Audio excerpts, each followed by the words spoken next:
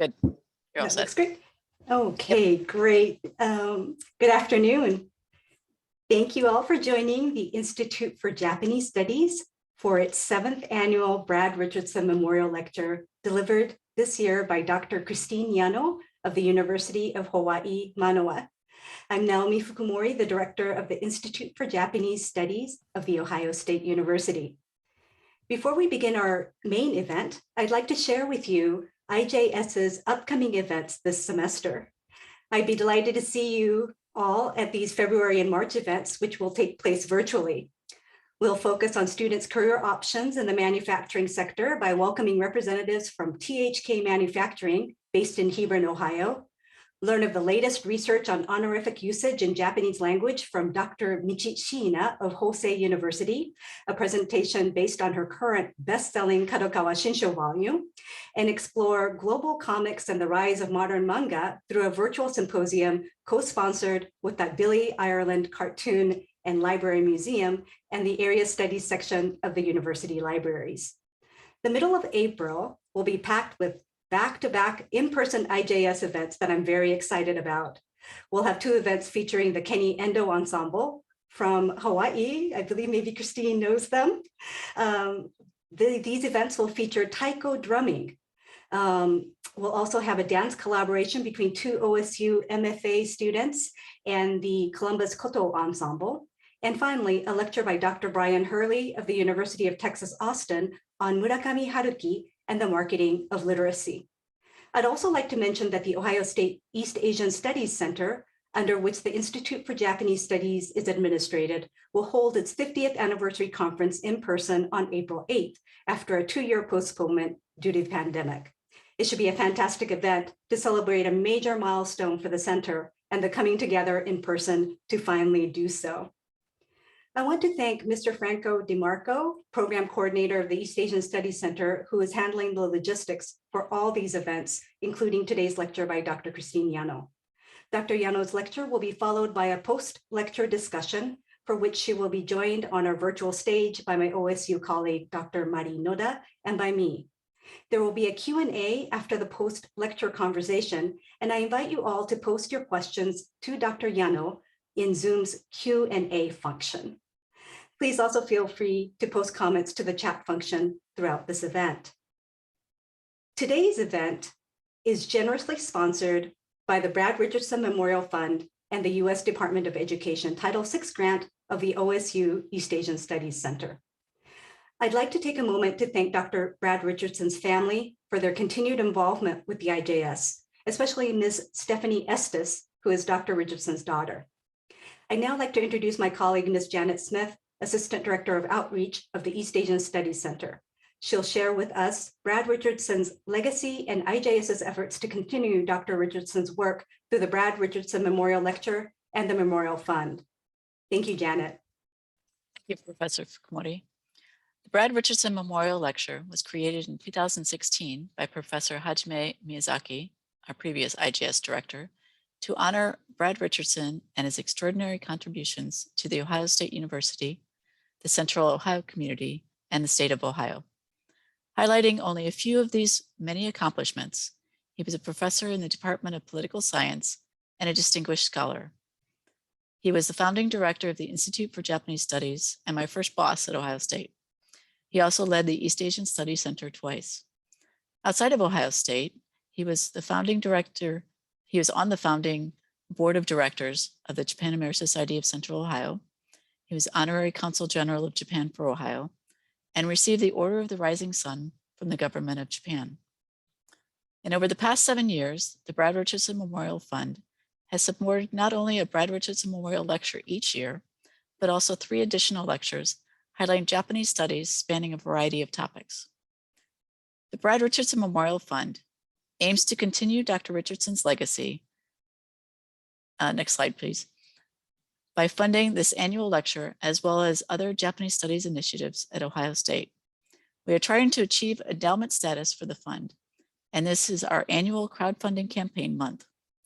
We're fortunate to have had generous contributors who have helped us reach the midway point towards endowment status and go well above our 2022 fundraising goal of $2,000.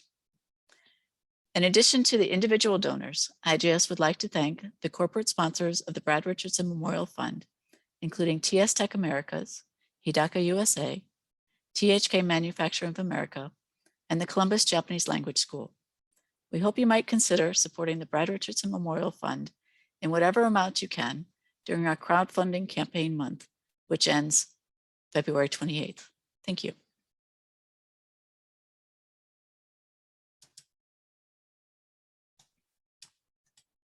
Now for the main event.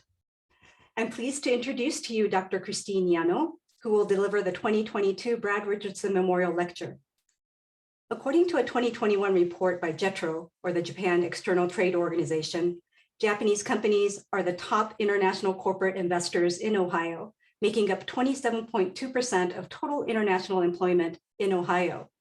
This translates to 73,000 Ohioans being employed by 860 Japanese companies. Given the vital relationship between Japanese companies and the state of Ohio, knowledge about Japan's influence in the US through hard political economic power and through the soft power of culture is unquestionably vital to those in the OSU and surrounding local community. It goes without saying that understanding the flows of hard and soft power is essential to navigating the forces of globalization that we all find ourselves in. I'm eager to learn the dynamics of Japan's influence through the lens of Dr. Yano's anthropological investigation of the cultural ambassadorship of Hello Kitty and the Kawaii, or cute culture, that this white fluffy cat represents. I regret that we weren't able to host Dr. Yano in person in Columbus, but I'm extremely grateful that she's sharing her insights and expertise with us through this virtual format. Dr. Christine R. Yano is professor of anthropology at the University of Hawaii. She has conducted research on Japan and Japanese Americans with a focus on popular culture. Truly interdisciplinary in her research interests and training, Dr. Yano received a BA in communication from Stanford University, a Bachelor of Music in Musicology from the University of Michigan, Master's in Ethnomusicology and in Anthropology from the University of Hawaii, and a PhD in Anthropology from the University of Hawaii. She has a distinguished record of service to the academic profession. In 2020-21, she served as the president of the Association for Asian Studies, the largest organization worldwide that is devoted to the study of Asia. She has served as chair of the American Advisory Committee to the Japan Foundation from 2018 to 2022, and she served on this committee for a total of 8 years, from 2014 to 2022. This year, in 2022, she began her tenure as president-elect of the Society for East Asian Anthropology, which is a section of the American Anthropological Association. Her publications include Tears of Longing, Nostalgia, and the Nation in Japanese Popular Song, Airborne Dreams, Nisei Stewardesses, and Pan-American World Airways, and a work related to her talk today, Pink Globalization, Hello Kitty and its Trek Across the Pacific. Her latest book is Straight A's, Asian American College Students, in their own words, co-edited with Neil Akatsuka. Her talk today is entitled Bridging Divides, the work of cultural ambassadorships in contemporary Japan. Let's give a warm virtual Buckeye welcome to Dr. Yano.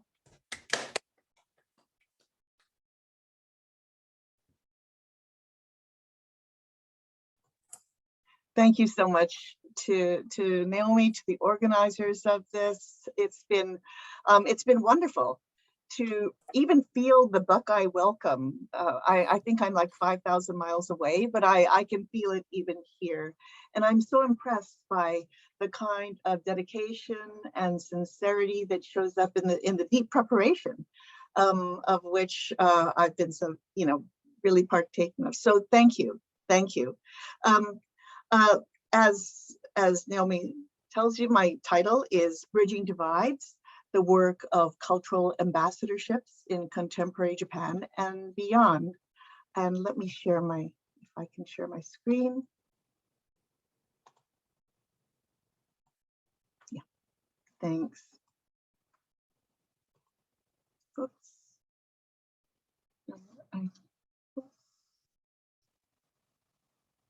And I'm wondering, Franco, could you, I'm having trouble advancing. Oh, there it goes. Okay. All right. So the notion of cultural ambassadors, that is people, products, artistic expressions, ideas that span different places and communities, can be useful in thinking through global interactions. So if the role of a political ambassador is to create long-lasting liaisons between nations, then the role of the cultural ambassador, which I'm suggesting here, may be to achieve similar kinds of linkages through affective or sometimes aesthetic interactions. Cultural ambassadorship has been critical in steering paths of globalization as key vectors of influence, particularly at the ground and individual level. So in this talk, I point to one contemporary cultural ambassador that has gone from Japan to different parts of the globe. We see here Hello Kitty and the concept of Kawaii. And I will assume a little bit that people in this audience may already be somewhat familiar with what I'm calling this Mouthless icon, who was born in 1974. And note that my approach here may not be as comprehensive as I would like, since my research on the topic is focused primarily on the United States. Nevertheless, thinking through the cultural ambassadorship of Hello Kitty and Kawaii in the United States points us toward important lessons in transnational interactions, meanings, commercialism, and critique. So it points us toward what I call Global Asias. That is an initiative I put forth as president of this Association for Asian Studies from 2020 to 2021, as Naomi says. Global Asias recognizes the widespread interactions encompassing transnational, transhistorical, and transgeographic flows, whether of people, ideas, practices, goods, even diseases, and environmental concerns of Asia and its related communities. This occurs both inside and outside of Asia across time and space. As you can see, the concept of Global Asias is supposed to be encompassing, inclusive, and comprehensive. So in my case study, framed as very much part of Global Asias, I suggest that the bridging of divides is both crucial and fraught, creating contingencies of what I'll call empathic reach, which I'll explain in just a bit. Now, what I've called pink globalization, that is the spread of cute goods from Japan to other parts of the world, has been a stronghold of consumption in the late 20th and early 21st centuries, particularly with, as you see, Hello Kitty as its mascot. So this Japanese icon that has gone global represents some of the most far-reaching aspects of kawaii, or cute, soft power. And since her birth by the Japanese corporation Sanrio in 1974, Hello Kitty has extended in the 1980s from the original target market of young girls to adult women, particularly with licensing agreements that have placed her image upon any number of goods. You name it, there's been a Hello Kitty image on it, from vacuum cleaners to surfboards. So with Hello Kitty's introduction to the United States market in 1976, followed by European markets in 1980 and official Asian markets in 1990, Hello Kitty's expanded global girl culture has made her one of the most widely recognized symbols of kawaii around the world. So Hello Kitty contributes to what American journalist Douglas McGray has called Japan's gross national pool in 2002, way back then. By linking both female children and adults through a shared product line, Hello Kitty suggests girl, the concept of girl, as symbolizing far more than an age, but a kind of gendered sensibility and projected image of playfulness. In her far-reaching spread, she becomes one of Japan's premier cultural ambassadors. And proof of Hello Kitty's ambassadorship was on display at the Japanese American National Museum in Los Angeles in 2014 to 2015 with the exhibition that I curated called Hello, Exploring the Super Cute World of Hello Kitty. So the location of the exhibition made sense, and I'm not sure if anyone in this audience had the opportunity to see it, but it made sense, especially since Hello Kitty's commercial forays in the United States began in places such as Little Tokyo in Los Angeles, in Japantown, in San Francisco, and in other Asian American enclaves.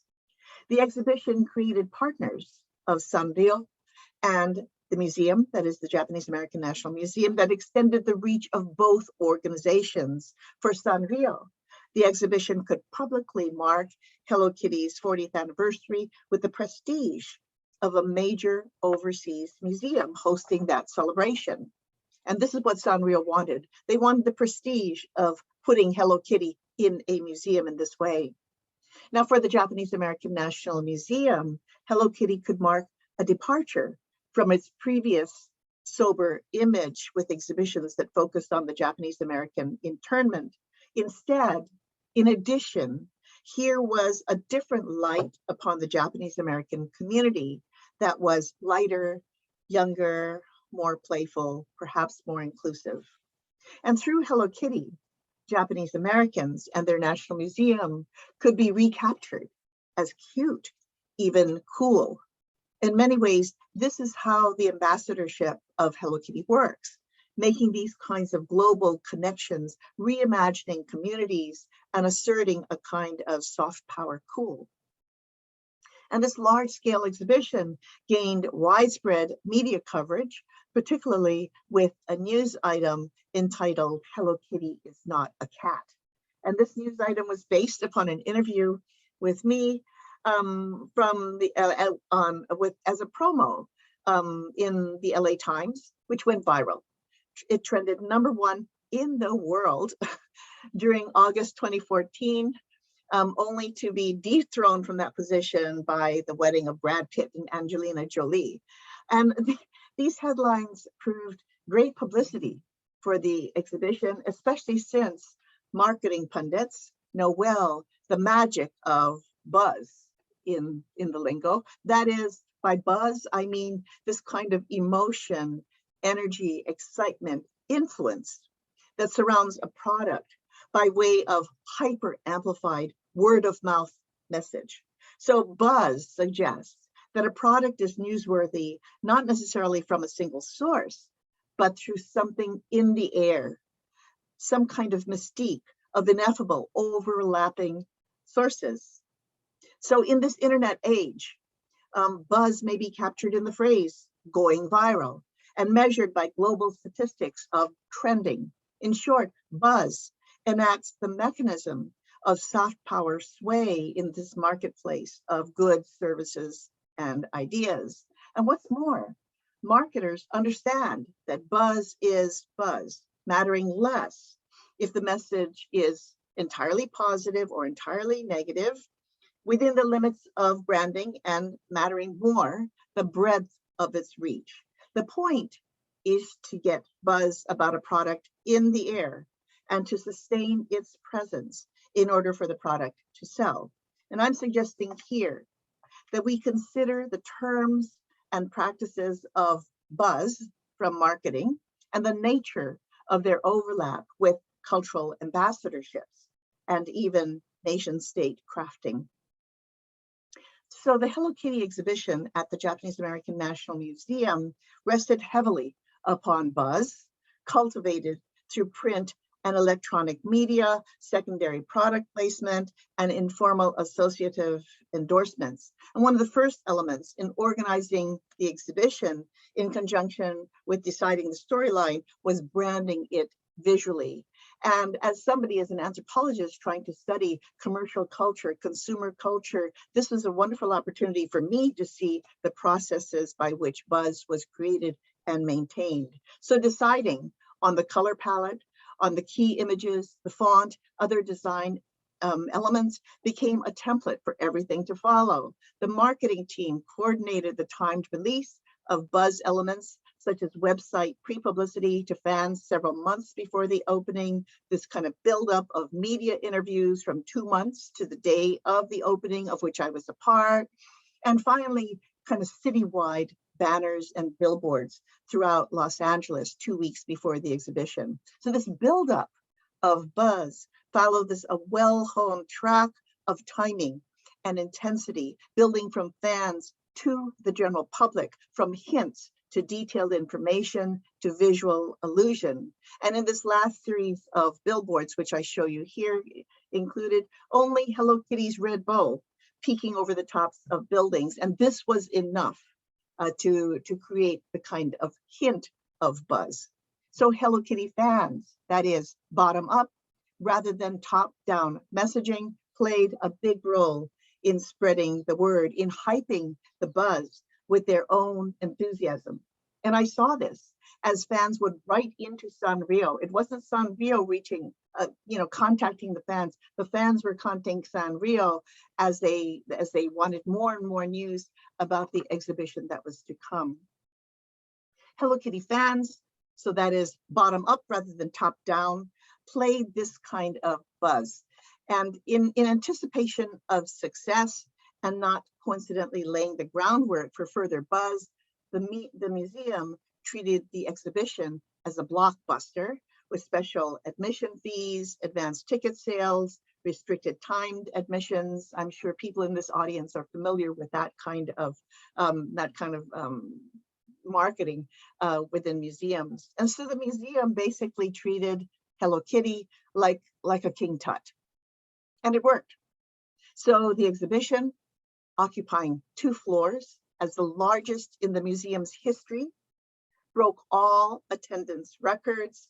It increased museum membership with a new, younger, more ethnically diverse demographic, and spiked museum goods sales. By all accounts, it was a huge success for the museum and for Sanrio, reaping not only profits for both, but what might be termed soft power cultural capital. So the museum gained a new image toward Asian American contemporary playfulness, even a kind of cool. Sanrio gained this a new image, legitimizing its place as a cultural force worthy of a museum exhibition. So the cultural ambassadorship worked in forging these diplomatic ties both ways, noting their overtly commercial nature. And the exhibition coincided with another coup for Sanrio. So right next door to the museum was held a KittyCon, a kitty convention. That was a 4-day convention of Hello Kitty fans held at the Geffen Contemporary at the Museum of Contemporary Art in Little Tokyo. It was sold out 2 weeks in advance, drew frenzied crowd of over 2,600 fans, many of whom traveled thousands of miles to attend. And also in attendance were Sanrio executives from Japan, including Hello Kitty's designer, who you see in the middle there, Yuko Yamaguchi, known by fans as Kitty Mama. And the juxtaposition of the museum exhibition and KittyCon framed within established institutions of high status culture, Japanese American Museum and contemporary art worlds, speaks loudly for the place of Hello Kitty in global worlds, at least from the vantage point of North America. And this last slide here is if the fans were lining up, and as they did for hours and hours before the opening, I believe it opened at 10 a.m. and the fans were lined up from 4 a.m. One of the reasons that they lined up so early was because if you could get in early enough and sign up, you could get a free Hello Kitty tattoo by well-known tattoo artists. The Japanese government has followed this kind of Hello Kitty, this kind of popularity of Hello Kitty and other global pop Japanese figures in close pursuit, incorporating them into the fold of its Cool Japan project of the 2000s. Through its popular culture partnership, not only with Sanrio and Hello Kitty, but also with girl duo Puffy Amiyumi, cartoon character Doraemon, and its three, what they're called Kawaii Taishi, or cute ambassadors, representing iconic girl figures of Japanese Lolita, schoolgirl, and Harajuku teen. Japan takes on the gloss of a putatively hip, youth-oriented, trend-setting figure. The Japanese government unabashedly assumes close ties between politics, industry, and nationhood. For example, Hello Kitty named Japan's ambassador of tourism to Taiwan and Korea in 2008. But I ask, what are we to make of such large-scale cultural ambassadorships, such buzz on a national and international scale, captured within representations originally linked to young children and specifically to girls? How do we position the nation Japan, represented in this benign figure of the perpetual third grader, quasi-cat, living outside of London, that Hello Kitty is supposed to be? That's according to her biography on the Sanrio website. And most perniciously, how do we interpret Sanrio's tiny mouthless figure navigating waters, not only applied to encompass the Euro-American world, but also throughout Asia, laden with these kinds of deeply troubling colonial histories, political debates?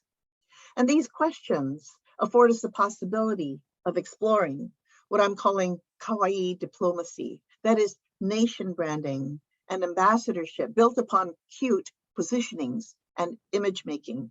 So in such diplomacy, Hello Kitty represents a highly successful, commercially based soft power niche for Japan, built upon existing popularity abroad. The buzz of Kawaii diplomacy suggests not top-down promotion of government to other countries so much as bottom-up co-optation by the Japanese government of this kind of global cool. So Hello Kitty and other pop culture cool Japan symbols demonstrates the Japanese Ministry of Foreign Affairs' attempt to create its own buzz by soft power contagion. The creation of brand Japan borrows directly from the marketing principles we've been talking about to capitalize on the world of buzz. Moreover, this soft power niche of Kawaii diplomacy builds quite specifically upon an arsenal of innocence, based in childhood, but here extending to adult realms. Anthropologist Miriam Tickton has been working on the subject of innocence as a political concept, thinking through a variety of interconnected examples. She brings together the examples, the figure of the child, the trafficked victim, the migrant, the asylum seeker, the enemy combatant, and animals.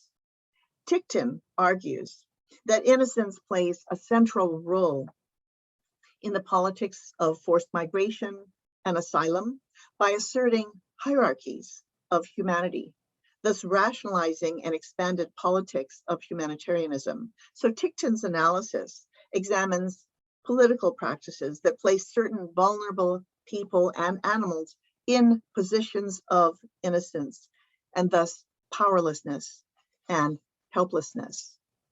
So here I'm extending the frame of innocence to include not only those who place others in a position of innocence, but also those who might perform themselves as innocents.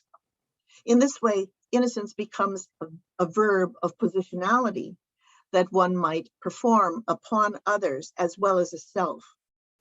Now, within a Japanese context, and I'm assuming that my audience here knows Japan quite well, the innocence frame links up with a concept written about extensively by Japanese psychiatrist Doi Takeo, that is of amae, or dependency.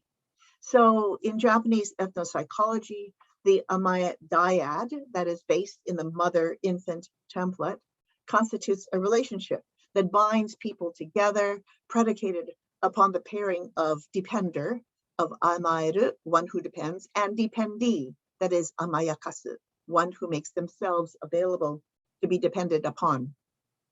So whereas Tickton pathologizes and politicizes the innocence claim made by others, the Japanese amae-based rejoinder depoliticizes and normalizes that dependency relationship. However, it's useful to consider some of the implications of innocence, not discarding the possibilities of an Amaya framework, but recognizing its cultural embeddedness. So invoking innocence forms a large part of the appeal of Hello Kitty. Look at that form on your screen. Take her smallness, her symbolic muteness, her blankness, her very gendered and ever youthful position as a girl who never grows old. So what better cultural ambassador might there be that draws upon the fraught powers of dependency? Furthermore, Hello Kitty represents not only the character's own perpetual youth, but also calls up the youth, the purported youth, of her viewers and fans. For many adult fans in Japan and elsewhere, Hello Kitty may be taken as a kind of lieu de mémoire, a tag of memory and nostalgia for one's own childhood. She represents middle-class shoujo, or young female, living in an idealized, unmarked, global suburban life in a small town on the outskirts of London, according, as I said, to her Sanrio biography. Given her birth in Japan in the 1970s, Hello Kitty represents an idyllic fantasy space, a dream space, particularly for Japanese women at the time, based in a kind of British storybook world of anthropomorphized animals and close family and friends. So this is a world of innocence, constructed innocence, both in its plot lines and visual culture, as well as in the framing devices of a kind of childhood literature, fairy tale literature. Hello Kitty arose as part of the mukokuseki, that is no nationality products of the 1970s, designed without Japan signifiers as a specifically global product. So here, the Japanese cat who would beat the American mouse, that is Mickey. Her arrival in the United States in 1976 as made in Japan and bought initially primarily by Asian Americans marked a product without the overt quote scent of Asia. This is part of what made her cool. Her assimilation to Euro-American life paraded as part of a middle-class white family lifestyle. And by the way, her full name is Kitty White, with a quaint rose-covered cottage, white picket fence, from whose kitchen wafted the fragrant smell of homemade apple pies. And you see here her family. I'm not sure if you can read all of their names, but she is Kitty White, her sister Mimi, a twin sister, by the way, her mother Margaret White, her grandmother Margaret White, and sorry, it's difficult, but other family members, George, Anthony, etc. So you can, perhaps some of you might recognize the names. So Hello Kitty smelled of the apple pies she ate with a kind of aplomb. She did not reek of Asia's past. Instead, she could be part of a newer, almost cosmopolitan Asia, a toy still purchased abroad, sometimes within Asian enclaves, even if not looking exactly like anything else on American toy shelves. She was the invisible cultural ambassador that one could eventually find everywhere. This world of innocence adheres visually in Hello Kitty's spare design, which gains a kind of semantic flexibility through its abstraction. Innocence also adheres affectively, emotionally, in her ties to females and to childhood. Hello Kitty thus epitomizes the seductions of Kawaii with her original Japanese fans, extended now to global fans with mixed messages, representing a highly stylized, performed innocence of nostalgia. So as an adult consumer item, that nostalgized innocence may be a part of a matter of individual style, individual taste. However, when placed on a national scale, that is, as part of brand Japan, such innocence suggests a range of strategies, implications, including that which justifies retreat from responsibility through its very banality. So here is Kawaii, and the innocence it circumscribes as the banal, the ordinary, the everyday, by which we may fail to question critically. And here is also Kawaii as feminized innocence, whose very gendering and age render it beyond reproach. So taking the position of innocence itself as a foundational aspect of Kawaii creates what I'll call relational ambiguities. These these muddy the waters of control and manipulation. So if one places innocence within a symbolic parent-child paradigm, then those relational ambiguities problematize the locus, the forms of power. So does the parent / mother hold the power of stewardship? Does the child hold the power of manipulation? And how do both forms of power negotiate within a framework of dependency? However, even more significant than the ambiguity surrounding power is the position of victimhood that the notion of innocence raises. So Kawaii diplomacy teases us with the ultimate, Japan as victim rather than as perpetrator. And here, as victim, is where discussion of soft power may be critical. So the limitations of soft power must not be seen so much as the glass half empty, but the glass half full, enabling Japan to hide behind the ambiguous position that Kawaii might detail. So what areas of international relations do soft power in the hands of Kawaii diplomacy and its cultural ambassadorship obscure? And I'm suggesting that the positioning of Hello Kitty as one face of Japan represents the power of the would-be child, at once appealing, seemingly benign, and ever in need of care and nurturance, ever in need of indulgence. Kawaii diplomacy builds upon affect and nostalgia rather than on critical thinking. And in doing so, I'm suggesting that it throws this kind of soft pink blanket upon the razor sharp edges of history, which I know that you have been discussing at this institute.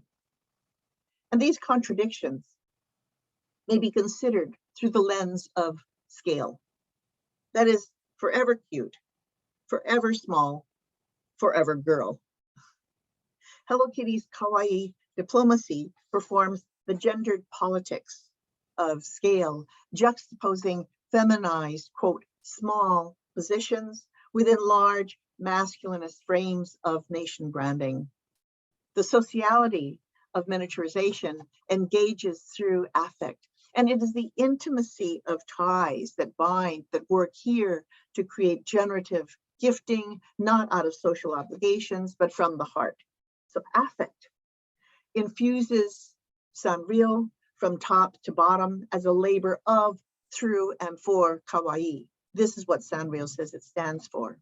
A large part of Hello Kitty's appeal, both in Japan and abroad, lies in the notion of pocket intimacy, that is, a portable reserve of warm, fuzzy emotion. And this speaks to what theorist Hannah Arendt calls, quote, the modern enchantment with small things.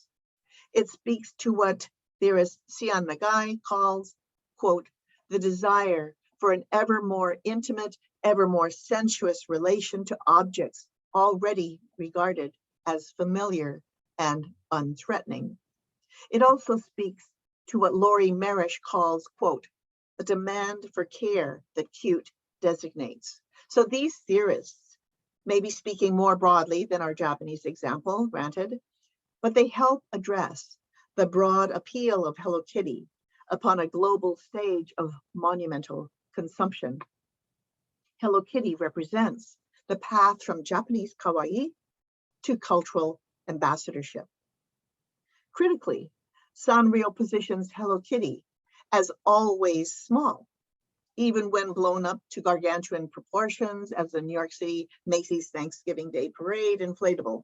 So floating down the most famous shopping street in the United States, as you see here, and broadcast throughout the nation, Hello Kitty presents simultaneously small writ large and large writ small. So this is monumental miniaturization that is global, gendered, and commercial, embedded within the emotionalism of marketing. Sanrio's slogan, small gift, big smile, and that ethos frames Hello Kitty in a constant state of miniaturization that produces both the largest and most intimate of effects. Indeed, Hello Kitty's large-scale leaps provide testament to the global seductions by which size matters. Hello Kitty's smallness, that is not literally a size, but a production of the notion of smallness, even of innocence, enables large-scale effects. And I suggest that these and other contradictions may be framed within the wink. Notably, in the new millennium that is coinciding with the rise of cool Japan, Hello Kitty has often taken a global path, quite literally, as a winking cat, thereby creating a kind of semantic, a visual space that is critical for our discussion today of cultural ambassadorship. So examining Hello Kitty as a wink enables us to tie together various strands of pinkness, including girl culture, play, sexuality, exotica, even kitsch. A wink not only frames Hello Kitty specifically as play, including irony, parody, sexual innuendo, but more importantly, gives Hello Kitty creative license to play. So the wink resolves logical inconsistencies that we've been talking about. So this child's object fetishized by female adults, the miniature made monumental, and in doing so, in resolving these, provides this kind of no holds barred shield behind which Hello Kitty can truly become anything, anywhere, anytime, and still remain kitty, as you see here in this slide. So the semantic space opened up by the wink is thus not a trivial matter, but part of the very fabric of cute as cool. It's a part of the fabric of pink globalization, of the soft power hopes, the hypes laid upon this non-cat as part of Japan's nation branding. Hello Kitty represents the wink and work of cultural ambassadorship itself. And the critical question remains, why now? What does the Japanese government's investment in what I've been calling Kawaii diplomacy portend for foreign policy and positioning? What is the work of Kawaii diplomacy within the context of brand Japan? How, in other words, do we place Kawaii diplomacy within a larger framework of international relations and domestic policies? I argue that Kawaii diplomacy may be framed within current international controversies that beset Japan, controversies such as Korean comfort women, territorial disputes, textbook revisionism, military bases in Okinawa. It may also be framed within domestic issues, that is nuclear power, military force, the status of women. In the midst of these, Kawaii diplomacy suggests a retreat into the performance of innocence, into an inviolably banal position.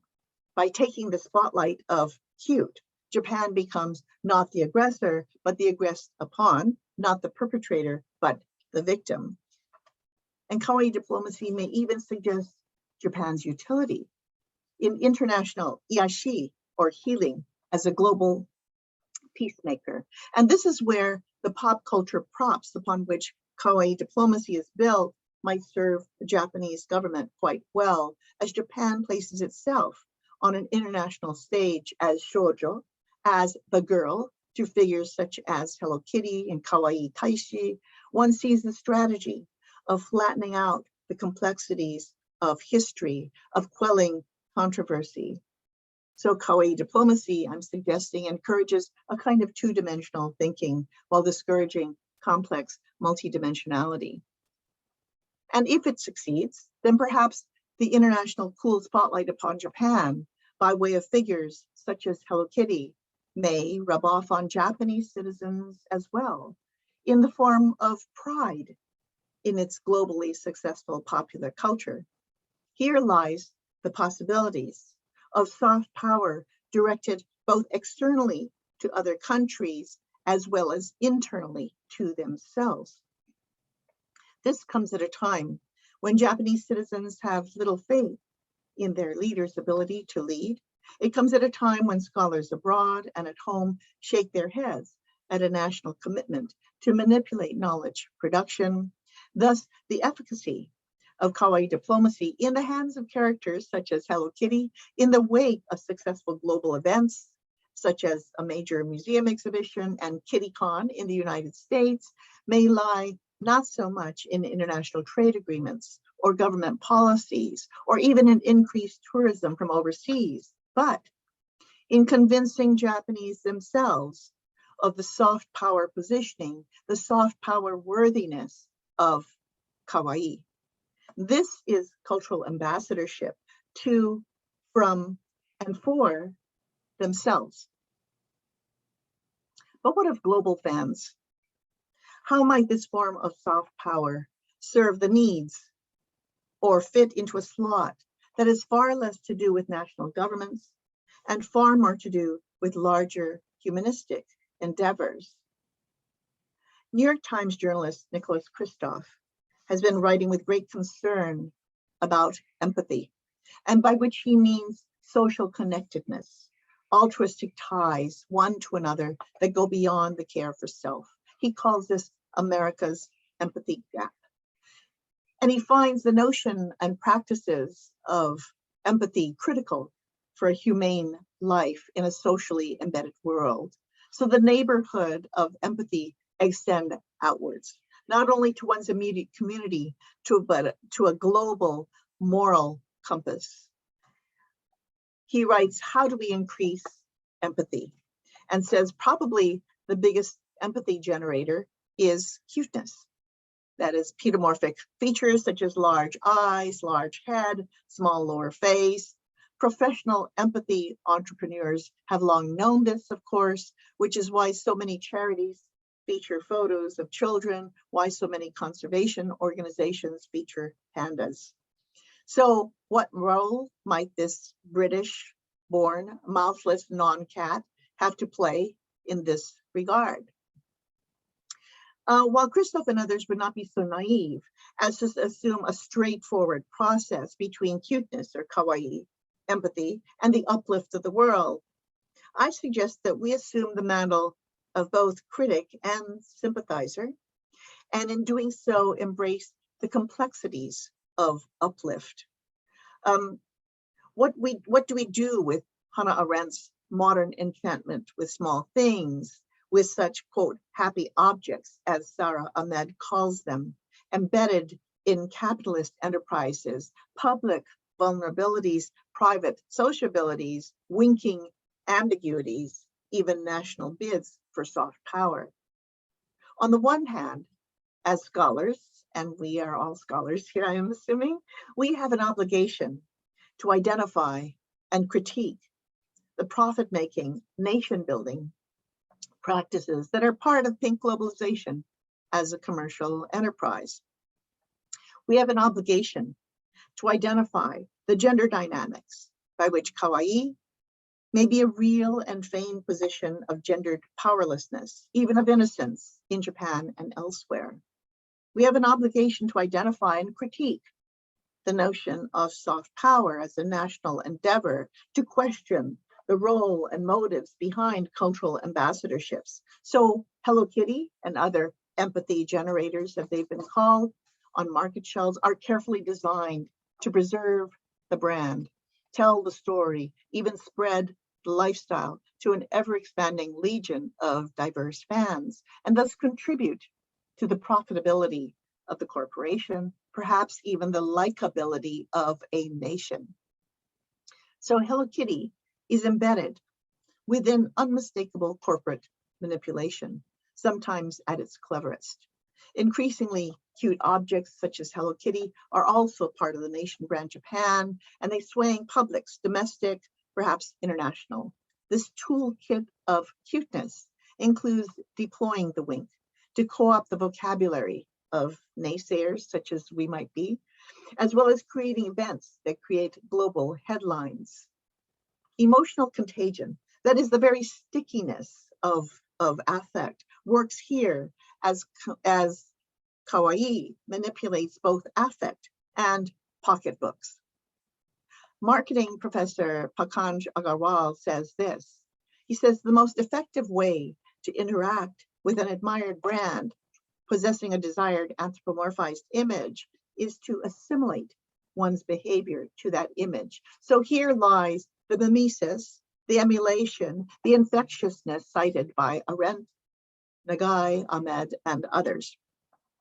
The assimilation of fans to the brand message of Sanrio's Hello Kitty includes emulating values of cuteness espoused by the corporation. These include social communication, human interaction, positive emotions, and empathy. So here's profit as social benefit, and vice versa. So these critical aspects of the buying and selling of cuteness represent one unmistakable side of the coin.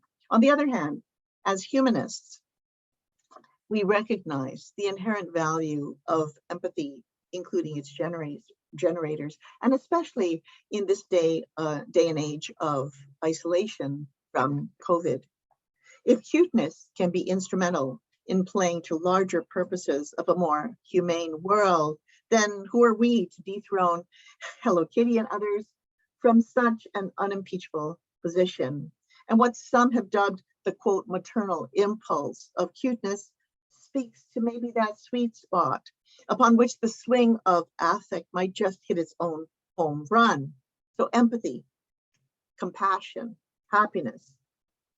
These can sound trite in a complex, cynical world, but cynicism has been falling short of late as the pandemic has exhausted our emotional reserves. According to these, and perhaps we may include ourselves here among them, what is needed is less cynicism, more action, more sympathy, more empathy.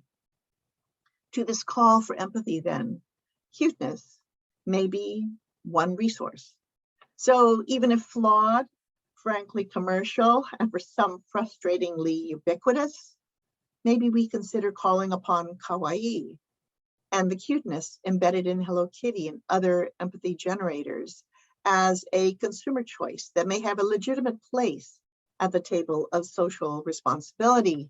In this way, innocence, Kawaii, cute, becomes more than a position of vulnerability, powerlessness, or retreat. Rather, innocence may be positioned as a practice of healing.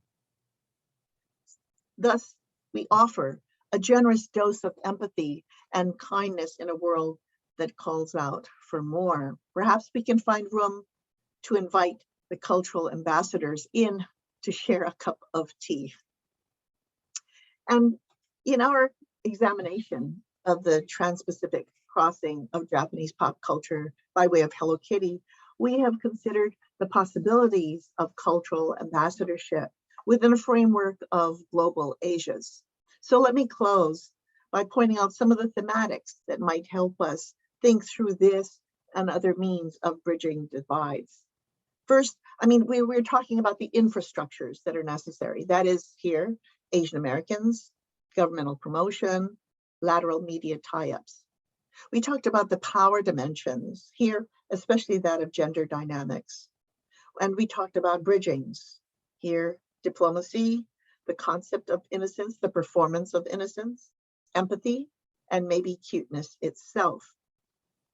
So in thinking through Hello Kitty as a cultural ambassador of global Asias, let me really reiterate the worthiness of bridging itself, connecting nations and people through affect.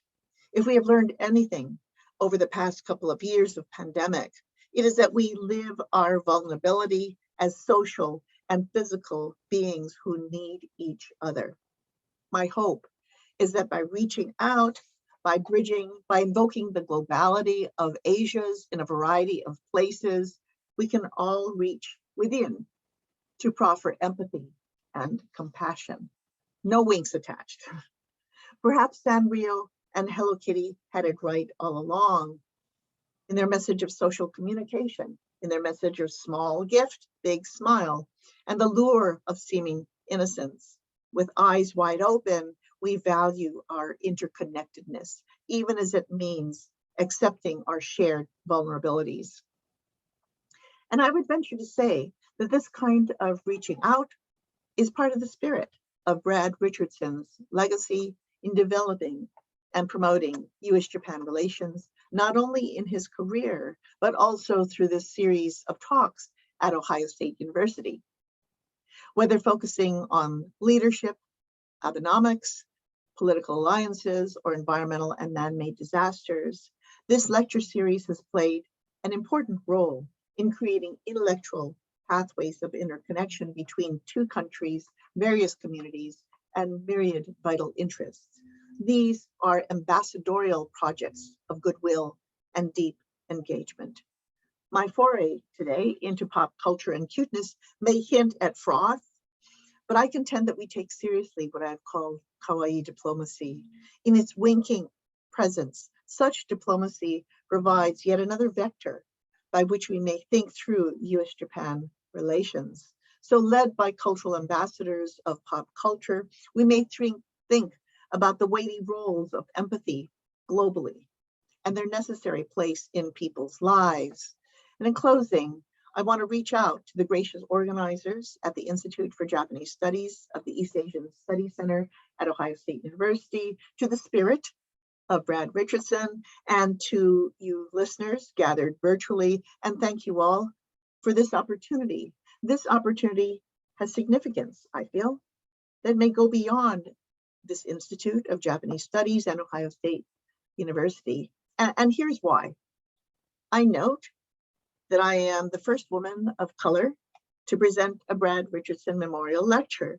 I am joined on our virtual stage today by Professor Mari Noda, a friend and woman of color who will serve as respondent to this lecture.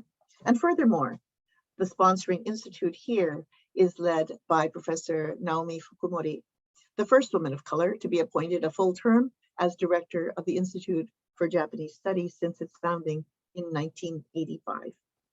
In short, quietly, but I feel importantly, we are making history through this opportunity of enhanced gender and racial diversity. We, Mari, Naomi, and myself, are not tokens, but collectively, by design or happenstance, we represent change in the look, the demographics, the leadership, and perhaps even subtly, some of the substance of the conversation that takes place here.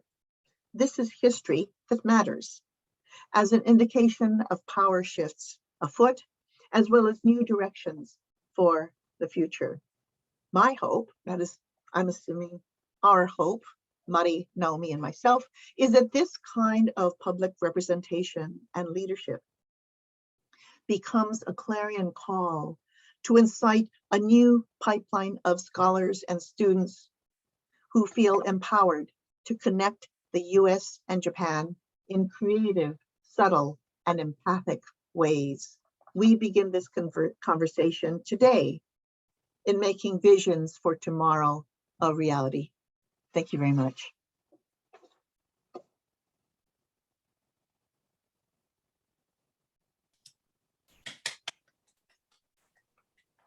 Thank you so